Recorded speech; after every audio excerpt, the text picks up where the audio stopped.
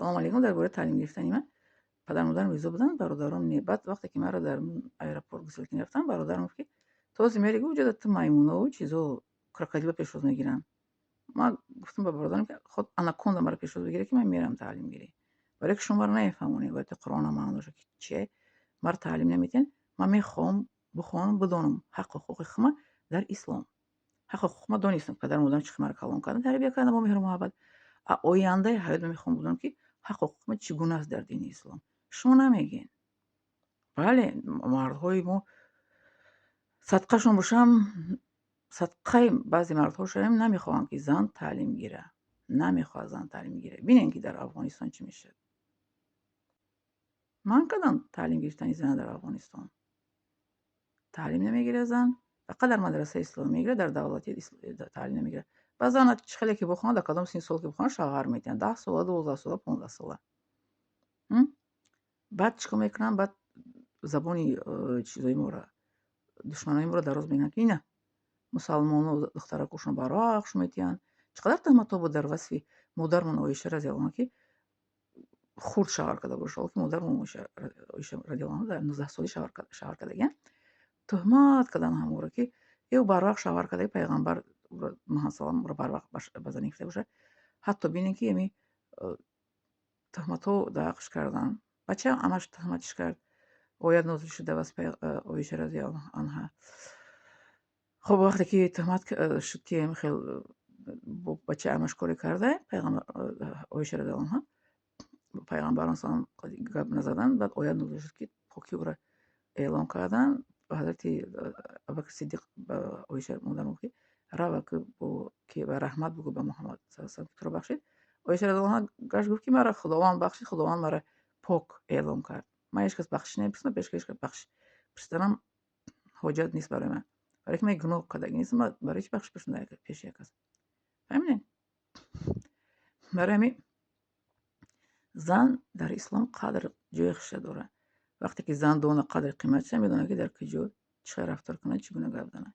вақте ки надонист, баъд ҳуқуқш поймол мешавад. баъд дар болои сараш ба ҳар кас гап мезанад.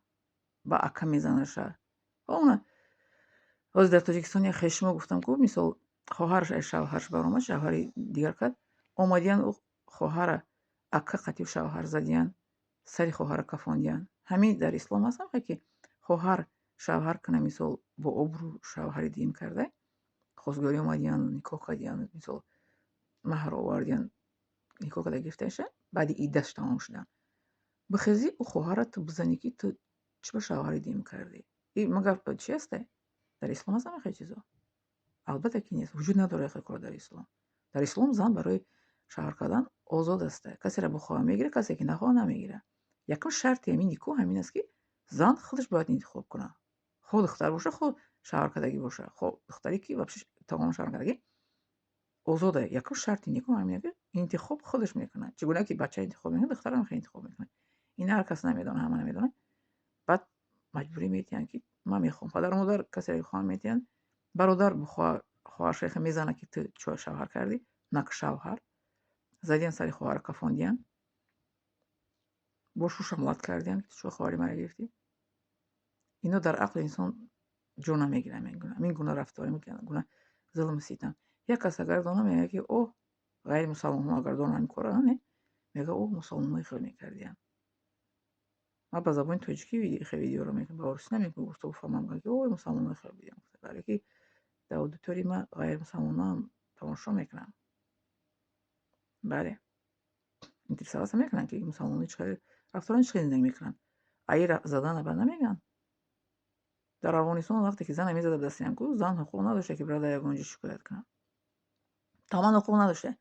шикоят кунад, бо як шарти дига мезанаша. дар ҳамон тарафи чӣ дар маҳаллае ку чӣ ном дорад? тарафи Ғозималикда боша, ёғонда боша. раҳмати модари ман мегуфт ки ай ҳама марде мегуфт сахт дар бораи зиндагии оила, марди тарафи ёғона ё Ғозималик мегуфт модар раҳмати ман. дига мардҳои Тоҷикистон мегуфт бисёр мардои хуб ҳастанд. мардум мегуфт чӣ қадар дар бораи зан сахтанд, чӣ мегӯян, сахтгиранд. баъд ҳамон Ғозималикҳо як матал доштиянд: зан аз зан агар намор, баъд тавар зан.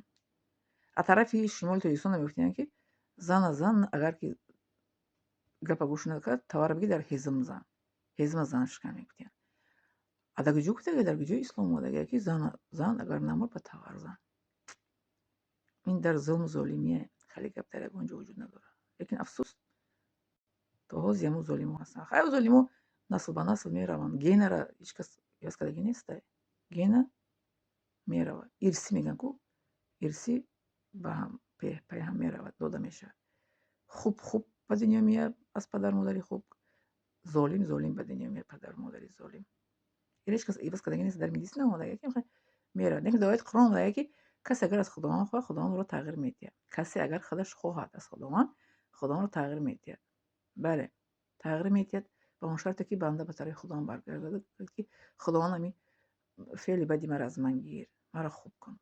Хоҳам мекунад, агар нахоҳам, ганда рафтар мегирад.